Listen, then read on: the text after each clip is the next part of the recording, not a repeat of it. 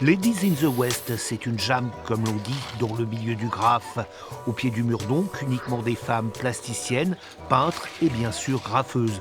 Des filles qui ont eu parfois un parcours fumeux. Je traînais dans un terrain de graphe et j'y vendais du cannabis. Et au moment où j'ai dû arrêter où j'ai décidé d'arrêter de vendre du cannabis et de fumer du cannabis, je voulais rester dans mon terrain. Et du coup, j'ai commencé à peindre les murs de ce terrain. Un sevrage salutaire aujourd'hui, Zoya est graffeuse, une passion devenue aussi son métier. Je fais des initiations, je fais des décos, je fais des prestations pour des assos, des mairies, des particuliers.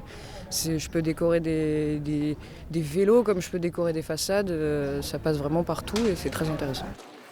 Car oui, le maniement de la bombe n'est plus réservé aux balèzes musclés. Pas encore la parité, mais ça évolue. Il y en a évidemment beaucoup moins que les hommes, mais il y en a de plus en plus, notamment dans la nouvelle génération qui arrive là.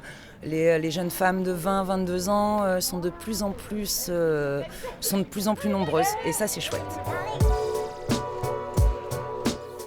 Question subsidiaire, y a-t-il un style spécifiquement féminin dans le graphe? Une interrogation, un poil tarte à la crème finalement. Il y a des hommes qui ont une patte très fine et délicate et des femmes qui font des choses très agressives, très dures. Je pense que c'est une question d'univers artistique et pas une question de genre.